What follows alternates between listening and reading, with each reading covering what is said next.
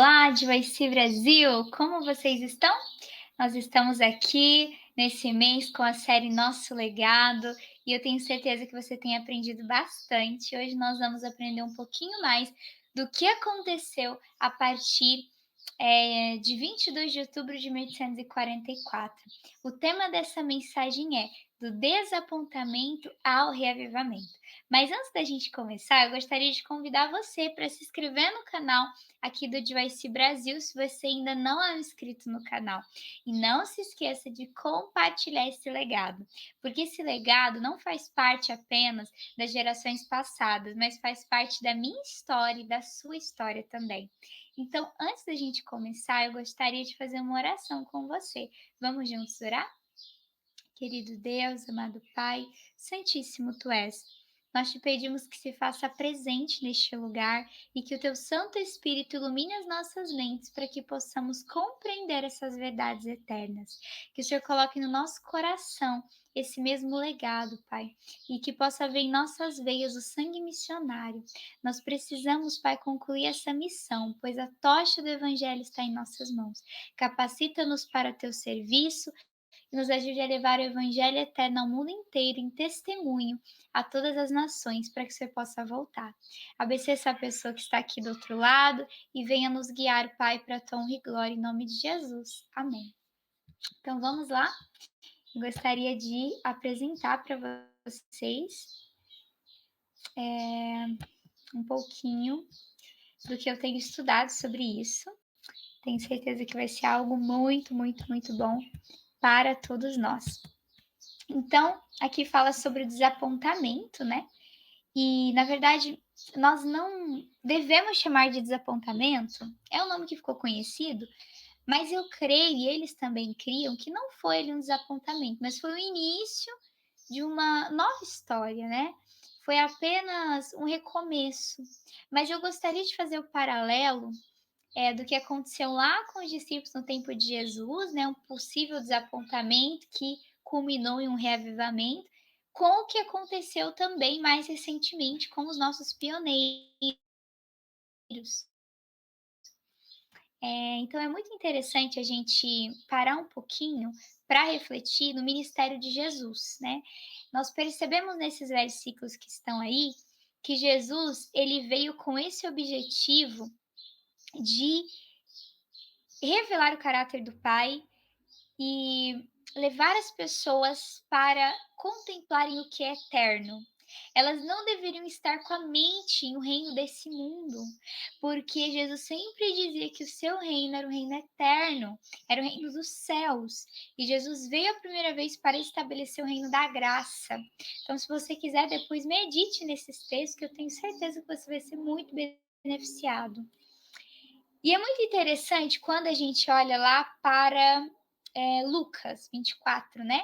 Que fala sobre alguns discípulos que estavam ali no caminho de Emaús. E eles estavam tristes, chateados, né? Porque eles não entendiam o que tinha acontecido.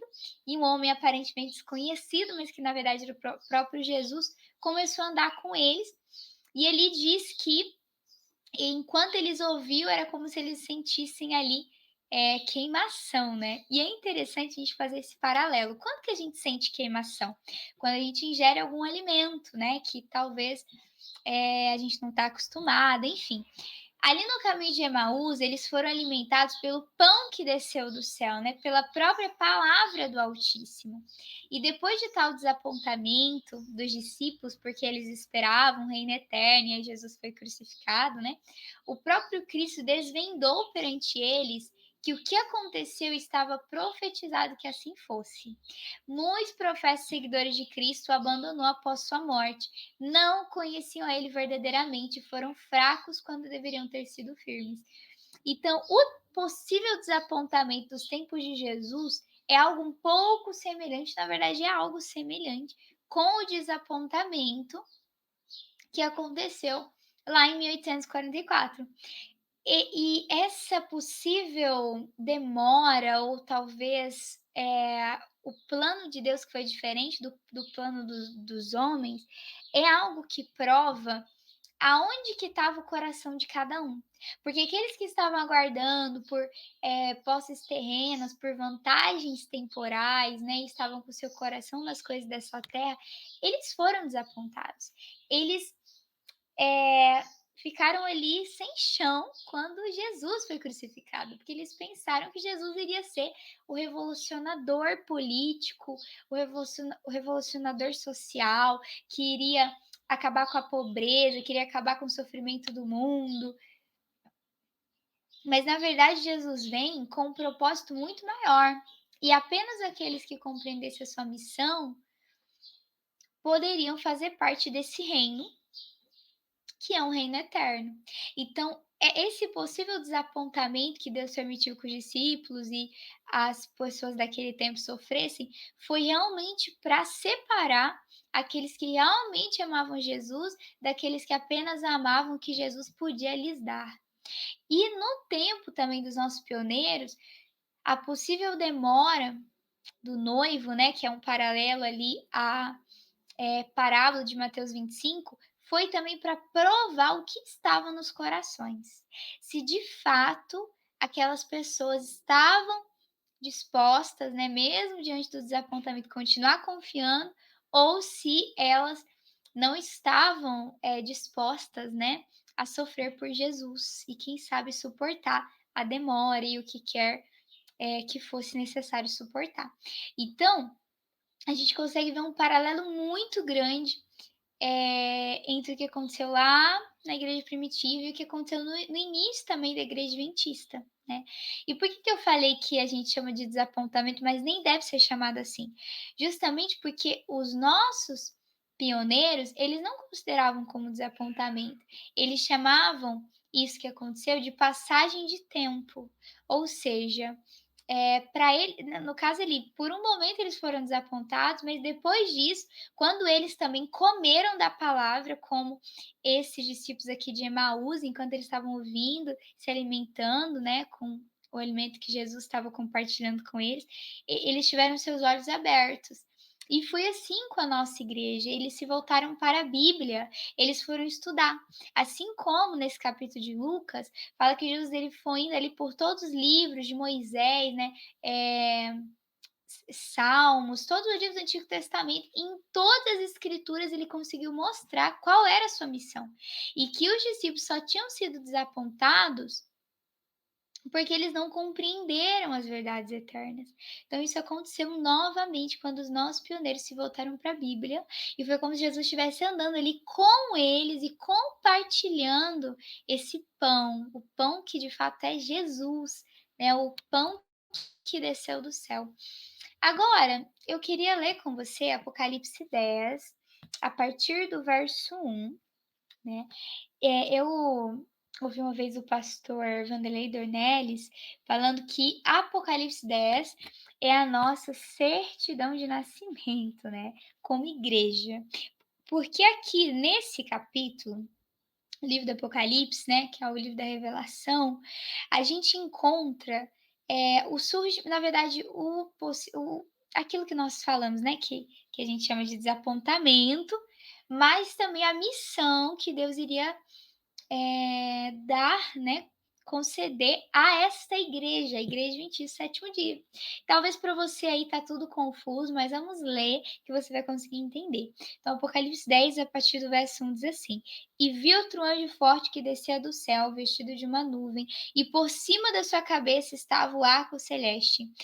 E o seu rosto era como o sol e os seus pés como colunas de fogo.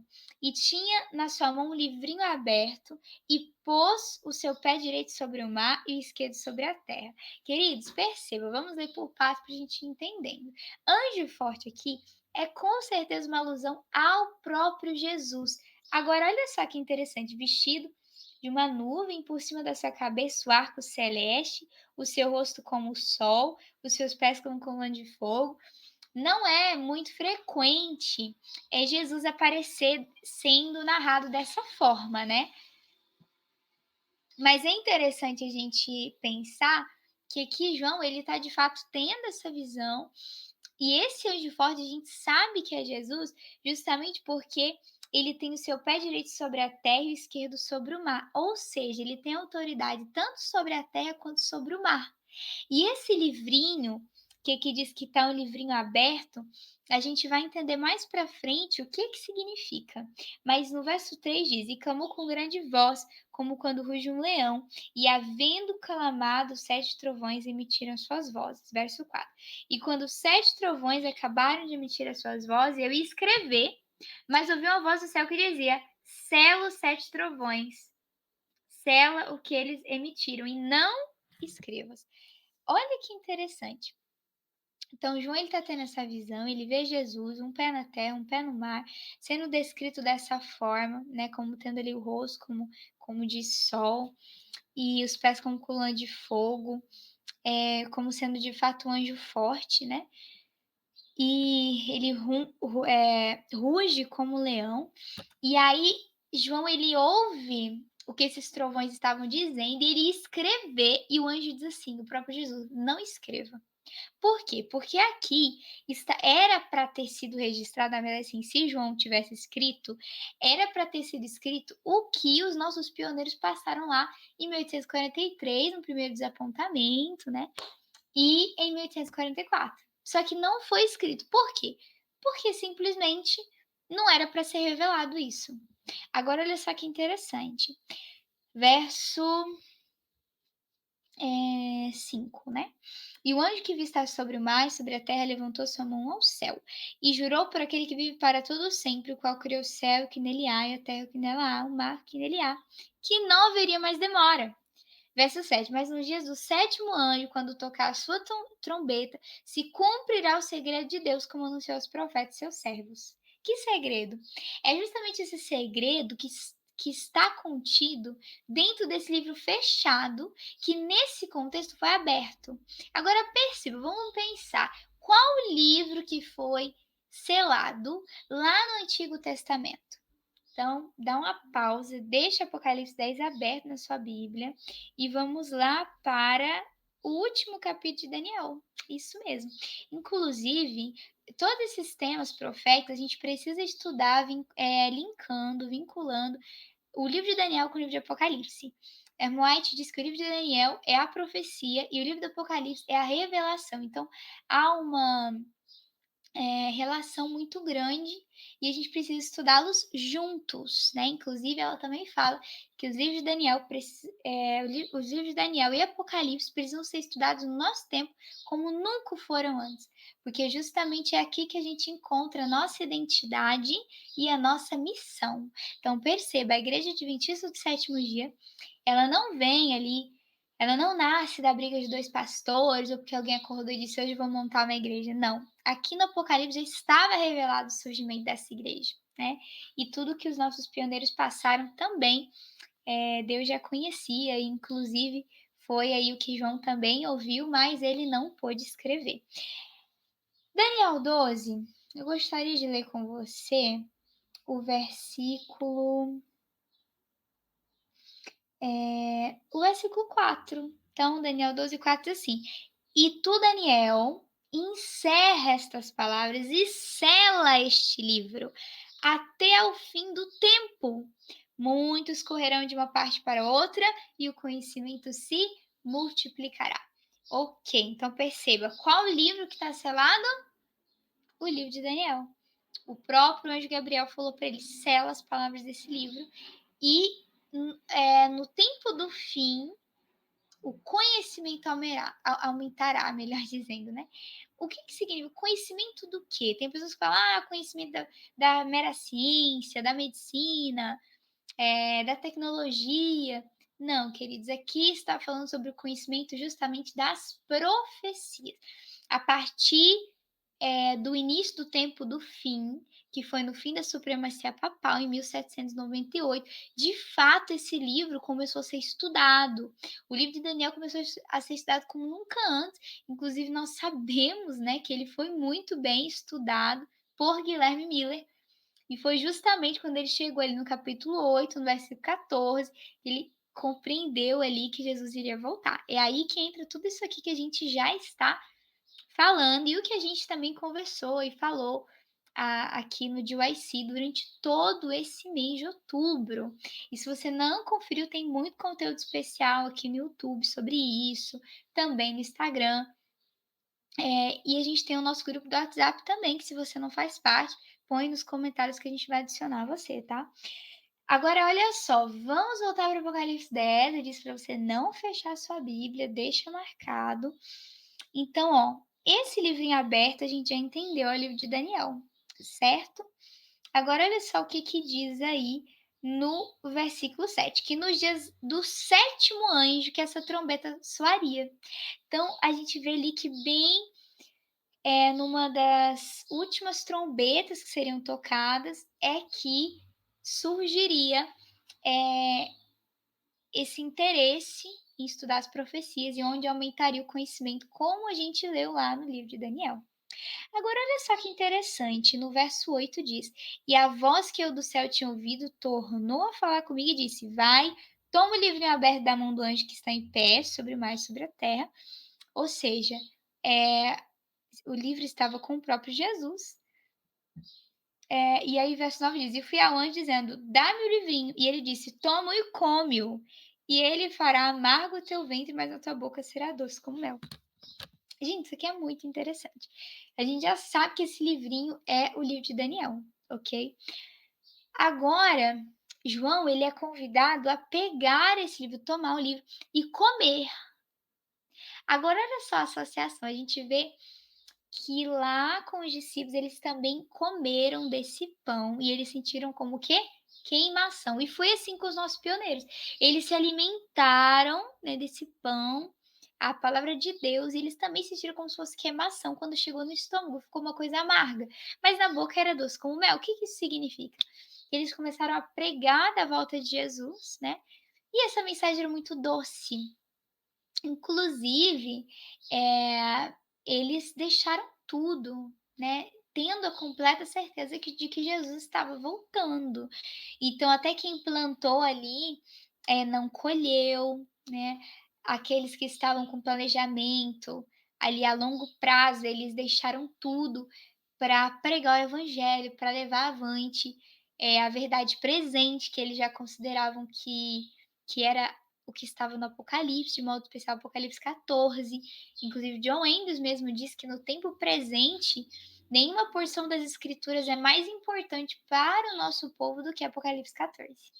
Inclusive lá a gente entende basicamente muito do que, eh, naquele tempo eles não entenderam, justamente que esse esse versículo de Daniel 8,14 que fala da purificação do santuário, é de fato o santuário do céu e não a volta de Jesus, mas enfim, eles entenderam errado e começaram a pregar: Jesus está voltando.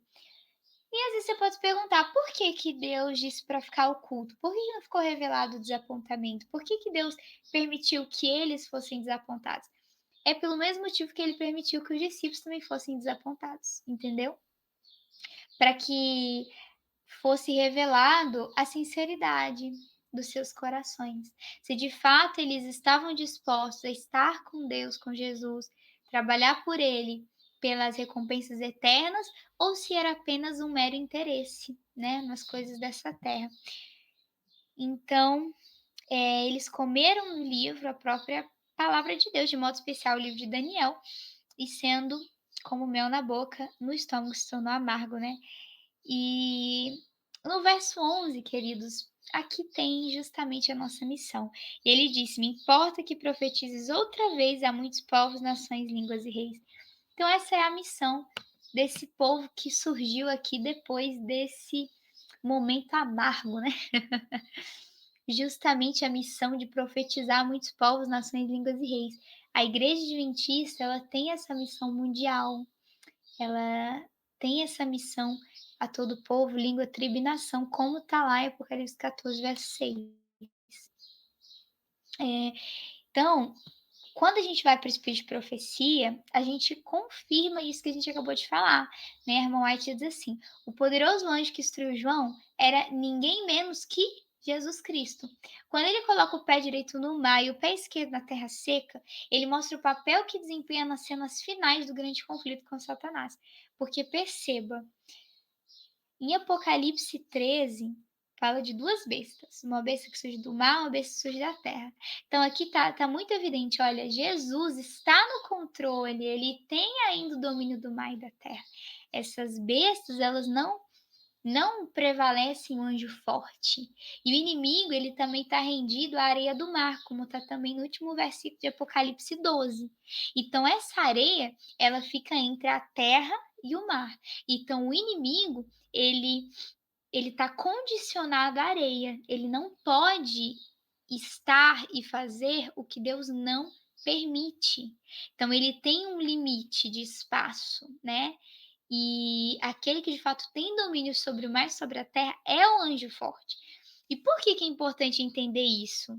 Porque se esse capítulo é a nossa certidão de nascimento, a gente pode ter certeza que essa igreja surgiu pelo poder de Jesus, pela autoridade de Jesus. Porque Jesus sabia que iria levantar esse povo, e ele mesmo levantou esse povo no tempo do fim, para trazer à tona verdades que foram esquecidas durante mais de um milênio, enquanto acontecia a supremacia papal. E que continua dizendo: a luz especial que foi dada a João, expressa nos sete trovões, foi um delineamento dos eventos que deveriam ocorrer sobre as mensagens do primeiro e segundo anjo. Agora, olha só, não era a melhor coisa para as pessoas conhecerem esses eventos, pois sua fé devia ser necessariamente testada, deveria ser necessariamente testada. A mesma coisa aconteceu quando Deus permitiu que os discípulos, aclamassem Jesus ali como rei, quando ele entrou naquele jumentinho. Se os discípulos compreendessem totalmente o futuro, essa profecia não teria se cumprido. A mesma coisa com os nossos pioneiros. Se eles compreendessem totalmente o que iria acontecer e aonde eles estavam, eh, ali no tempo, né, no diagrama profético, eles não seriam cumprimento da profecia, eles não proclamariam a primeira e segunda mensagem angélica como proclamaram.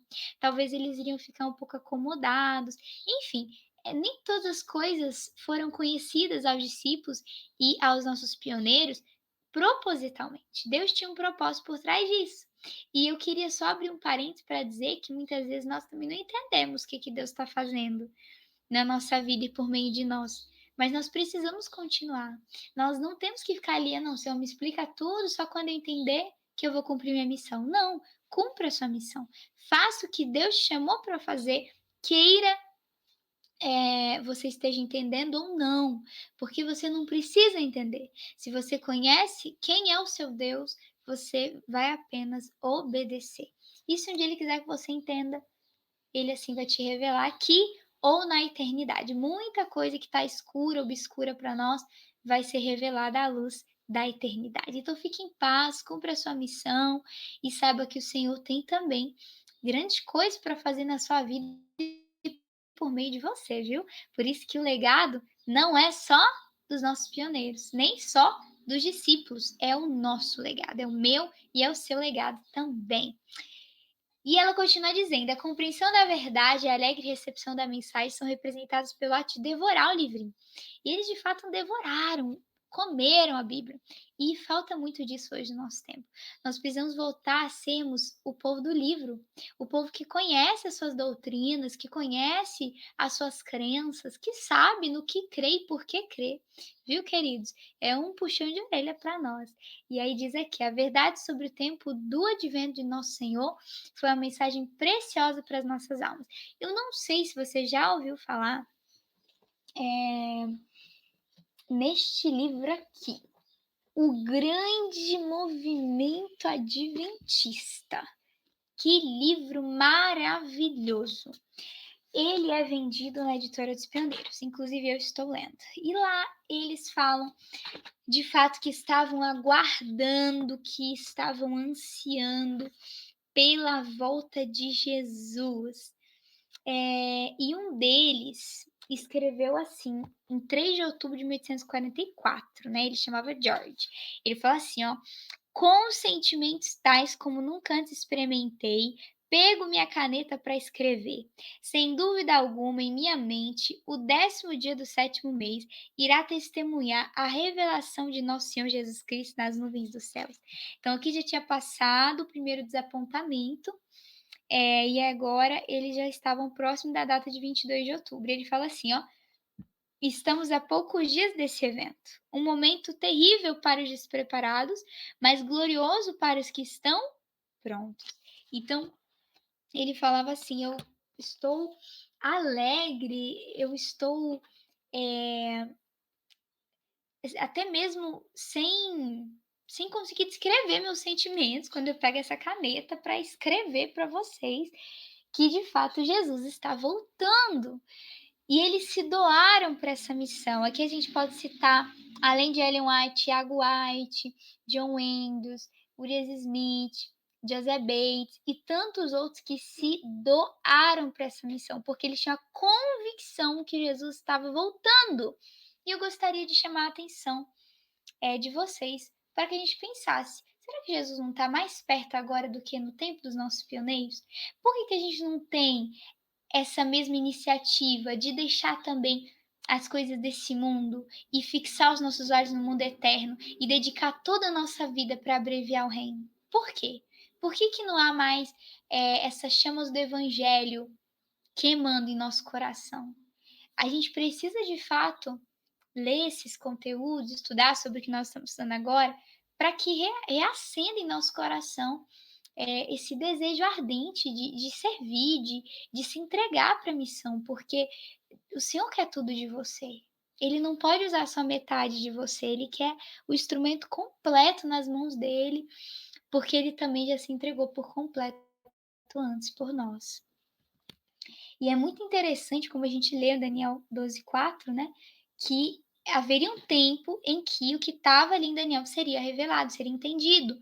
E eu falei com vocês, né, que o tempo da supremacia papal, que seria 1260 anos, começou em fevereiro de 538 e foi finalizado em fevereiro também de 1798. Então, após esses 1260 anos da supremacia papal, como estava profetizado em Daniel 7:25 e Apocalipse 11:3, o que que aconteceu?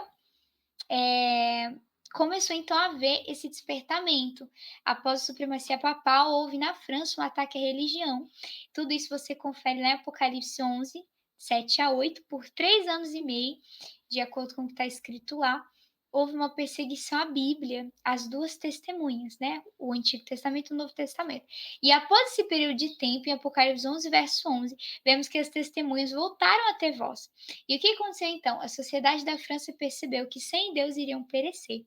Então a Bíblia passou a ser produzida com mais intensidade. E no ano de 1804 e 1816 foram organizadas as primeiras e maiores sociedades bíblicas. Agora percebam, exatamente isso que a profecia já havia dito.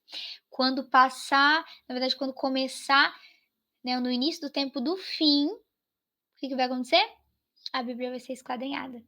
Então esse livro fechado vai ser aberto, vai ser comido, eh, mastigado, né. E aí a gente vai de modo especial para a história de Guilherme Miller, filho de fazendeiro, desde a infância interessado em ler e pesquisar a Bíblia, era íntegro, de sentimentos honestos, mas ele, depois que se casou, ele se mudou, ele começou a se envolver com, pessoas erradas, e também ele começou a ler livros, materiais com teor deísta, e ele foi levado a duvidar da autoridade divina e até mesmo das escrituras. Contudo, ele ainda desejava conhecer a verdade, foi então que um homem, especialmente escolhido por Deus, o próprio Guilherme Miller, né, ele foi escolhido por Deus e ele se voltou então para a Bíblia, e ele começou a procurar ali pela verdade, e ele disse que ele encontrou na Bíblia o Salvador que ele necessitava. Então Deus é muito bom, apesar do desvio de Guilherme Miller, ele o trouxe de volta, porque assim Guilherme Miller permitiu, né? Ele estava inconformado com o fato de que a vida era só isso mesmo, que a morte era o fim. Então ele buscou de fato algo que trouxesse esperança ao seu coração. E a história diz que ele começou a estudar versículo por versículo. E aí eu volto a fazer o apelo para nossa geração, para você que faz parte dessa geração de jovens por Cristo, né? para você que faz parte do GYC, se volte para a Bíblia, busque entender. Não é sobre leituras superficiais, não é sobre uma comunhão apressada. A gente não tem nem tempo de receber as bênçãos de Deus, porque a gente ora atropelada, a gente abre a Bíblia, lê um salmo e fecha. Queridos, isso aí não vai nos manter de pé, não. Como tá lá na parábola das virgens, a gente precisa ter a luz, que é a palavra de Deus, a lâmpada para os nossos pés, luz para os nossos caminhos. E a gente tem que ter o azeite que é o Espírito Santo, mas não é só um pouquinho, é de fato transbordando, é ter de sobra. Foi isso que faltou nas virgens imprudentes. E nós não podemos ser essas virgens imprudentes. Precisamos ter uma comunhão profunda com o nosso Deus. E é muito interessante, olha o que ele escreve, o próprio Guilherme Miller, né? Vi que a escritura sagrada apresentava precisamente um Salvador como o que eu necessitava. E fiquei perplexo por ver como um livro não inspirado, né? Como ele pensava que não era, desenvolvia princípios tão perfeitamente adaptados às necessidades de um mundo caído. Ele foi então constrangido a admitir que as escrituras eram uma revelação de Deus. E ele fala, isso aqui é no próprio livro Grande Conflito, tá? Tornaram-se elas o meu deleite, e em Jesus encontrei um amigo.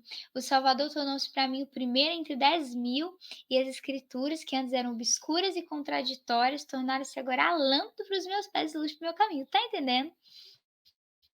Exatamente sobre isso, queridos. É, a gente viu então que, como eu já falei para vocês, Guilherme Miller chegou ali no capítulo 8, verso 14 de Daniel, e ele então buscou compreender essa profecia, que na verdade é a maior profecia da Bíblia, tá? 2.300 anos, que 2.300 tardes e manhãs.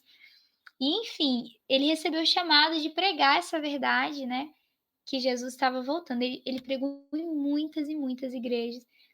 Em agosto de 1831, após estudar as Escrituras por 15 anos, ele apresentou sua primeira conferência pública ali em Nova York. E daí Deus começou a usar ele de forma grandiosa, inclusive Ellen White e outras pessoas que fizeram parte, do início da nossa igreja, eles conheceram a mensagem por meio do movimento milerita. Aqui está o diagrama dessa maior profecia bíblica, que é os 2.300 anos, que começou com a ordem para restaurar e reconstruir Jerusalém, em 457, e foi finalizada em 1844. Qual que foi o equívoco? Eles entenderam passo a passo, até mesmo depois que eles fizeram ali a transferência do calendário judaico para o gregoriano, eles viram que seria de forma bem exata em 1844. Né, e foi o próprio Samuel Snow que marcou essa data de 22 de outubro, né, que ele estava fazendo parte ali também da nossa família de pioneiros. E é muito interessante que eles acertaram tudo, até mesmo a data exata de 22 de outubro de 1844, mas eles erraram o evento, que no caso a purificação de fato era do Santuário do Céu. E tudo isso só foi compreendido depois do desapontamento. Então, o que eu quero que você entenda com o tema dessa mensagem? Quando os discípulos foram lá desapontados, eles oraram, eles buscaram o Senhor com humildade, sinceridade, receberam o Espírito Santo. E aí surgiu o quê? A igreja primitiva, a partir desse reavivamento. E assim foi também no tempo dos nossos pioneiros.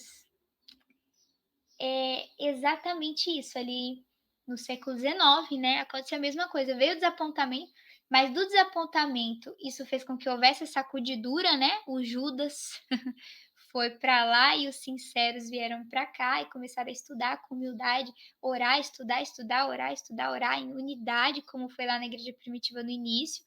E aí dali surgiu um revivamento e uma igreja também, como foi lá, foi aqui também nesses nossos dias. Surge então o movimento adventista e oficialmente a igreja adventista em 1863. Então assim, quando você para estudar tudo isso, você vê a mão de Deus, né? O quanto a mensagem do santuário foi importante para nós. Aqui nós podemos perceber todas as nossas doutrinas, né? O fato de que Jesus é o nosso Salvador, o Cordeiro de Deus. A gente vê ali no lugar santíssimo a questão do que está dentro da arca, a lei, ou seja, a validade dos 10 mandamentos. Ali também a gente recebeu a revelação de que está acontecendo um juízo no céu, então a doutrina do juízo investigativo, até a doutrina da reforma de saúde, representada pelo maná. Então, cada parte do santuário foi importante para revelar hoje o que nós temos como crenças e doutrinas. E é exatamente isso, a data estava correta, o evento estava errado, né, e eles prosseguiram buscando conhecer. E é muito interessante que eu falei para vocês da parábola das 10 virgens, nós não vamos ler, mas você pode ler aí na sua casa, leia, releia. Esse atraso do noivo, a tardança do noivo foi aparentemente esse desapontamento, mas todos aqueles que estavam com a lâmpada, com azeite de sobra, eles entraram com Jesus para as bodas, ou seja, eles entraram com Cristo no santuário celestial, porque as bodas aconteciam antes do casamento e Jesus precisava começar essa missão de purificar o santuário antes de vir de fato purificar a terra e buscar um povo já purificado.